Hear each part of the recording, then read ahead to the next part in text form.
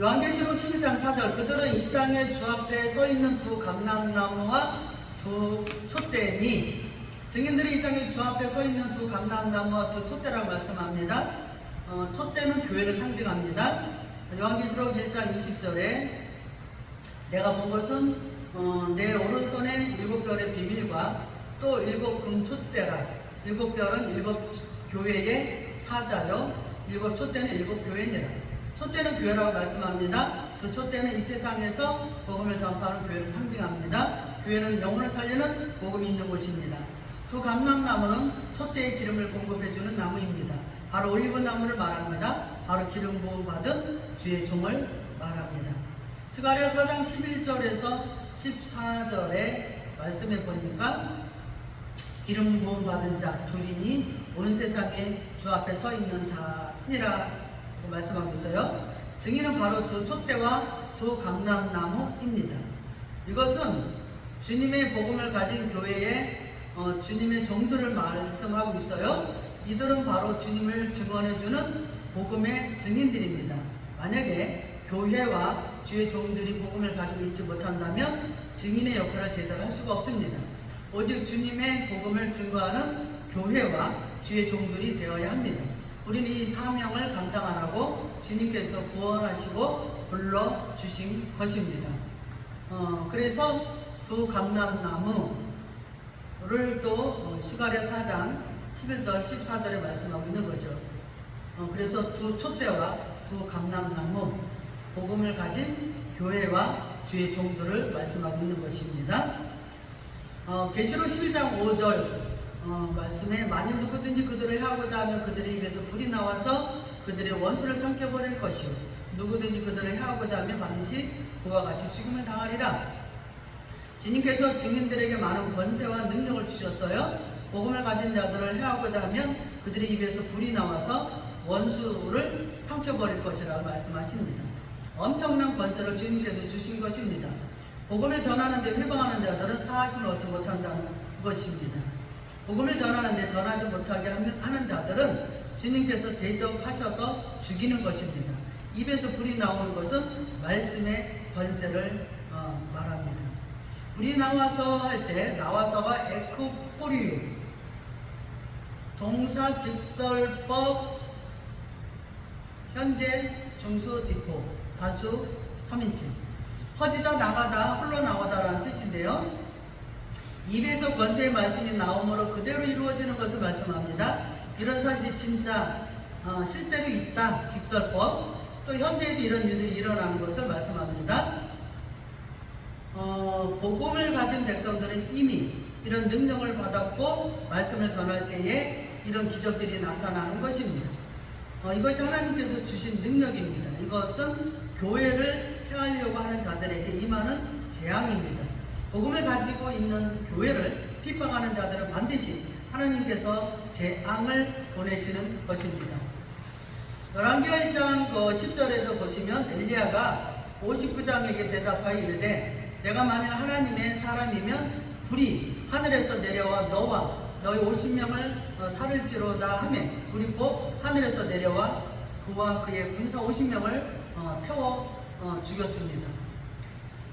아하시아 왕이 병에 걸려 바알세불에게 물으러 가려고 할 때 엘리야가 하나님이 없어서 우상에게 물으러 가느냐 책망하고 너는 죽게 될 것이다 예언했을 때 아하시아 왕이 59장을 보내서 엘리야를 데려오라고 했는데 엘리야의 말 한마디에 하늘에서 불이 내려와서 50명을 불살랐습니다.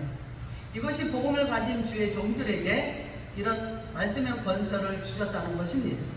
복음의 종들을 해하고자 하는 자들도 반드시 주님께서 죽이겠다고 말씀하시고 있습니다.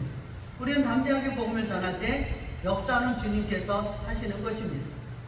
요한계시록 11장 6절 그들이 권능을 가지고 하늘을 닫아 그 예언을 하는 날 동안 비가 오지 못하게 하고 또 권능을 가지고 물을 피로 변하게 하고 아무 때든지 원하는 대로 이런 여러 가지 재앙으로 땅을 치리로다.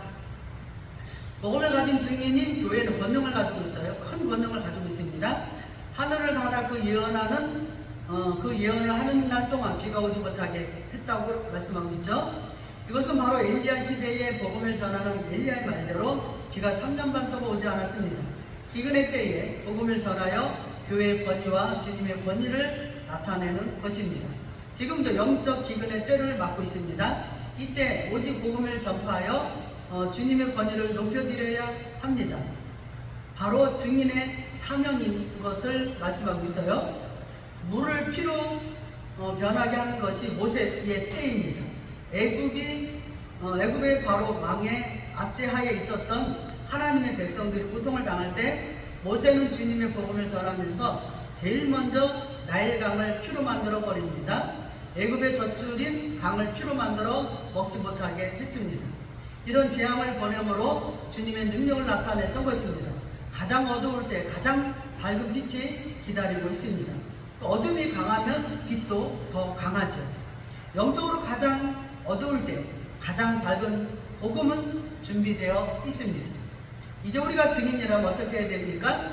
세상에 살면서 흥청망청한 삶을 살아야 합니까? 아니면 주님께서 나에게 직접 말씀하시고 보여주신 십자가의 복음을 가지고 저 세상에 나가서 증인의 삶을 살아야 합니까? 증인의 삶을 살면서 예수 그리스도를 전파해야 합니다.